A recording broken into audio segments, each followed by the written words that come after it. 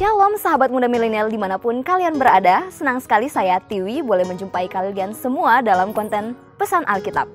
Nah, untuk Pesan Alkitab kali ini kita akan membahas masalah yang sepertinya banyak sekali membuat kaum muda menjadi gelisah, galau, kehilangan sukacita. Apa ya? Apalagi kalau bukan persoalan relationship. Jadi, sahabat muda milenial, kita akan membahas tentang tema berpacaran yang sudah seiman tapi ternyata belum sepadan. Itu maksudnya gimana ya? Dan apa sih kata Alkitab tentang hal itu? Yuk sama-sama kita cari tahu. Nah, sahabat muda milenial, saat ini kita telah bersama dengan Ibu Pendeta. Dan kita akan mengupas lebih tuntas tentang tema kita kali ini, yaitu seiman belum tentu sepadan. Namun sebelumnya, saya akan memperkenalkan Ibu Pendeta dulu. Ibu Pendeta kita pada saat ini adalah Ibu Pendeta Senianti Pada yang saat ini melayani di Gereja Toraja Jemaat Bori. Nah, Ibu Pendeta kedatangan kami ke sini karena kami punya sedikit kegalauan. Seperti kita tahu bersama bahwa anak-anak milenial zaman sekarang itu banyak yang galau dan kebanyakan kegalauannya itu tidak jauh-jauh dari masalah jodoh atau relationship.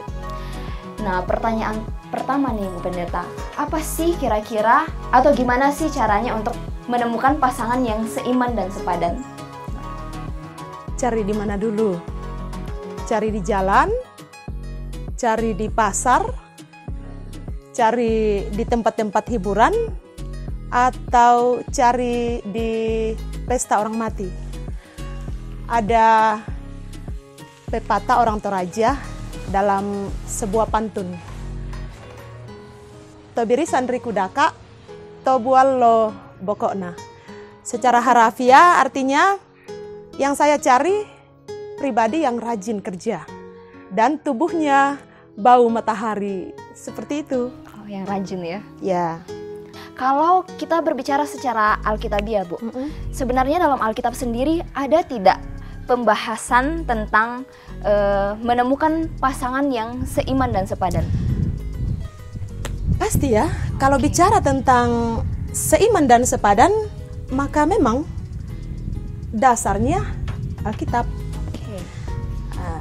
Di Kejadian 2 ayat 18, itu jelas ya. Tuhan Allah berfirman, tidak baik kalau manusia itu seorang diri saja. Aku akan menjadikan penolong baginya yang sepadan dengan dia. Nah, dalam nas ini, kata sepadan itu artinya berbeda, tapi itulah yang cocok ya. Kalau dalam bahasa aslinya ibaratnya puzzle. Ini Tiwi kelihatan berbeda kan? Oke. Berbeda. Tapi ketika dipasangkan, inilah yang Justru cocok ya? Cocok. Jadi sepadan itu berbeda. Ini beratnya laki-laki, ini beratnya perempuan. Bukan perempuan dengan perempuan. Oke. Bukan juga laki-laki dengan laki-laki. Itu yang pertama ya. Sekali lagi, sepadan itu berbeda. Berbeda. Tapi justru berbedanya itulah yang cocok. Nah, berbeda tapi cocok ya, Ibu. Iya. Dalam nas ini 3 hal ya yang sepadan itu. Yang pertama, seks laki-laki dan perempuan. Yang kedua, intelek, sepikir. Kalau kaum mau bilang nyambung, kalau bicara nyambung. Nah, yang ketiga, seroh, sama-sama mengenal siapa penciptanya. Nah, 3 hal yang sepadan itu. Dan tentu kalau bicara tentang sepadan dalam 3 hal ini, seks, intelek ya, sepikir, nyambung, dan seroh, tentu itu dalam bingkai seiman. Ada juga kalau dalam pengajaran Rasul ya, di 2 Korintus 6 ayat 14. Nih, janganlah kamu merupakan pasangan yang tidak seimbang dengan orang-orang yang tak percaya. Sebab persamaan apakah terdapat antara kebenaran dan kedurhakaan. Atau bagaimanakah terang dapat bersatu dengan gelap. Jadi kalau bicara tentang seiman dan sepadan, nah, seimannya itu sama-sama percaya, mengenal, dan mengandalkan Kristus. Nah, sepadannya itu tadi, kalau dalam konteks Kejadian 2 ayat 18 itu tadi ya, sepadan ya, seorang laki-laki, seorang perempuan yang diciptakan oleh Tuhan sendiri. Mereka adalah gambar Allah.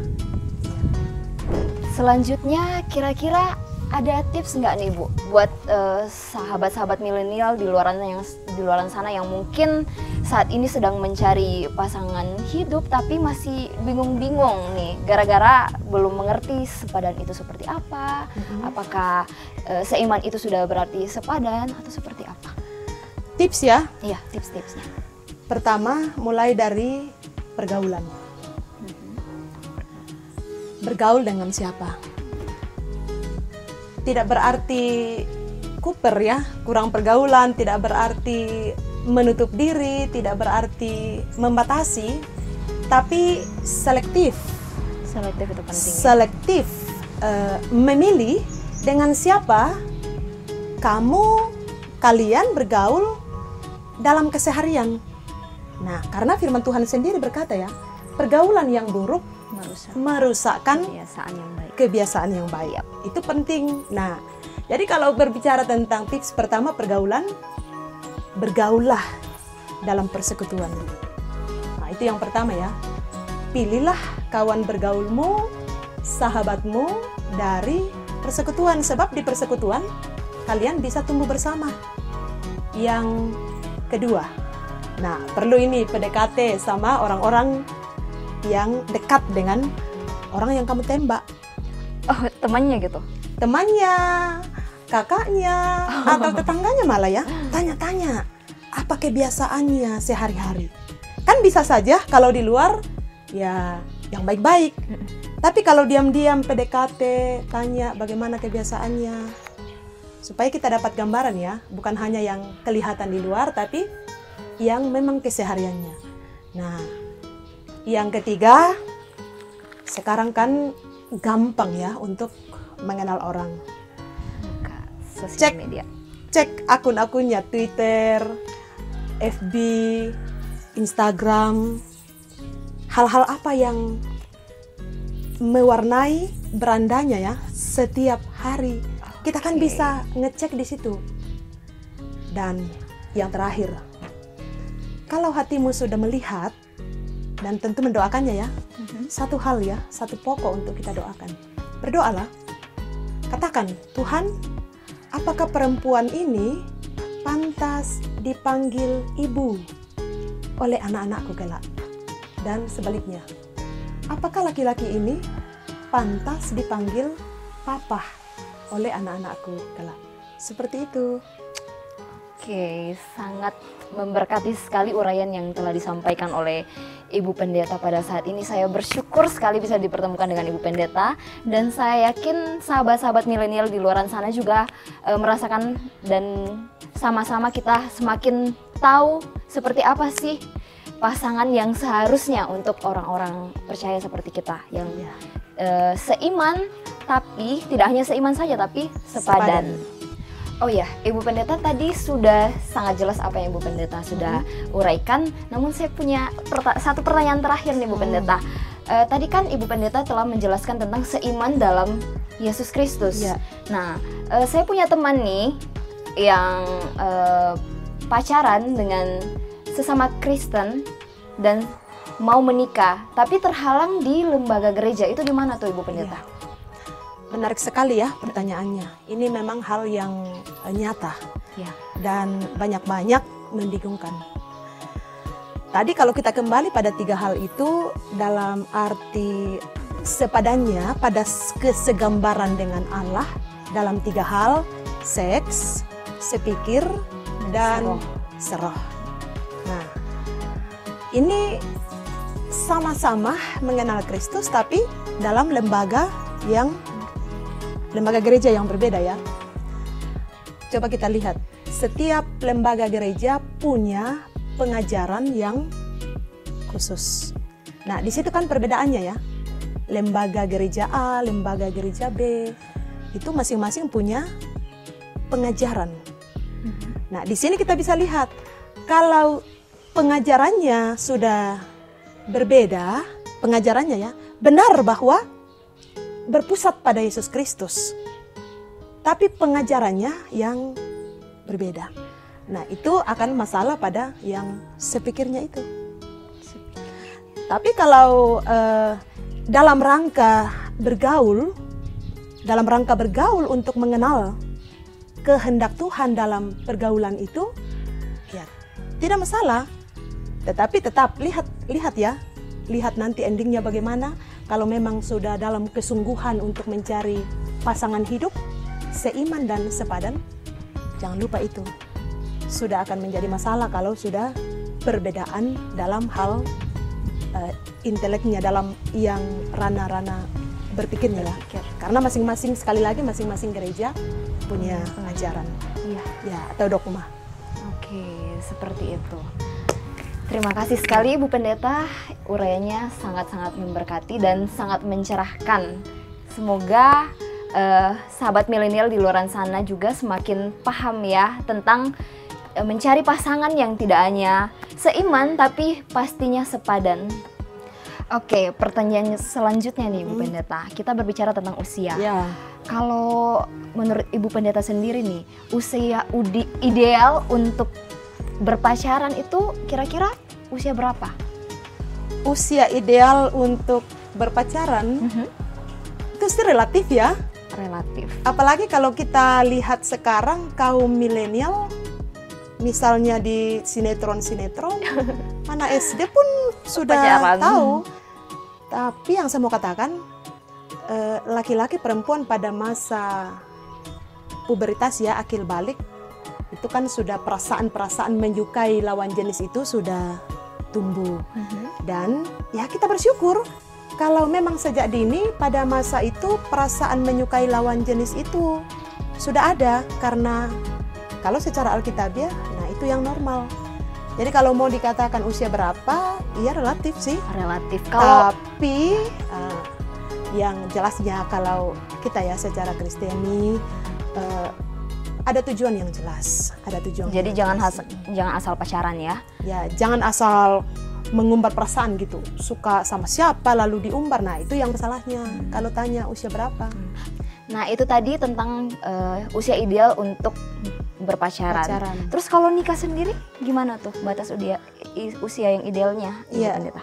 Kalau untuk menikah, tentu sebagai warga negara Indonesia, kita menghormati undang-undang yang sudah ada.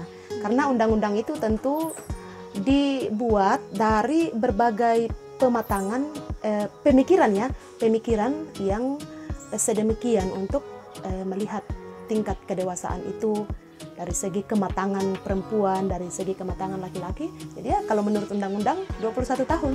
21 tahun Ya, untuk menikah. Jadi 21 tahun ya teman-teman. Jangan terlalu ngebet. Dia tunggu dulu. Oke, itu tadi tentang usia ideal untuk menikah berdasarkan undang-undang. Terus kalau untuk usia terlambat ada tidak? Kalau yang terlambat nikah itu kira-kira usianya berapa? Kalau dari iman kita, untuk dikatakan adakah usia yang terlambat untuk menikah? Tidak ada. Karena kalau kita kembali pada tujuan pernikahan, ya bukan untuk semata-mata mau mencapai sesuatu atau semata-mata supaya bisa bereproduksi. Justru bukan itu tujuannya ya kalau kita lihat dalam kejadian 2 ayat 16 tadi. Tapi itu untuk membentuk persekutuan. Nah, jadi kalau dari segi psikologi atau reproduksi mungkin akan dikatakan terlambat. Tapi kalau dari segi iman, ya tidak ada kata terlambat karena tujuannya memang untuk persekutuan sebagai teman pewaris janji Allah dalam hidup kita. Oke, sahabat muda milenial, demikianlah ulasan kita dalam pesan Alkitab dengan tema seiman belum tentu sepadan. Gimana nih sahabat muda? Masih pada bingung-bingung dalam memilih pasangan hidup? Semoga tidak lagi ya. Dan kalau masih bingung, sebaiknya sahabat muda pikir matang-matang lagi. Terus perbanyak referensi terutama dari Alkitab, semakin memantaskan diri untuk menjadi pribadi yang lebih baik. Dan satu hal, Apalagi itu Ibu Pendeta? menggumulinya dalam doa supaya mengenal kehendak Tuhan dalam hal jodohmu yang seiman dan sepadan. Oh iya, itu yang paling penting sahabat muda. Jadi terus digumuli dan didoakan. Nah, demikianlah ulasan kita pada hari ini. Jadi ingat teman-teman, keputusanmu hari ini akan mewarnai perjalanan hidupmu selama berada di dunia ini. Akhir kata saya pamit. Sampai bertemu dalam Pesan Alkitab edisi selanjutnya. Tuhan Yesus memberkati.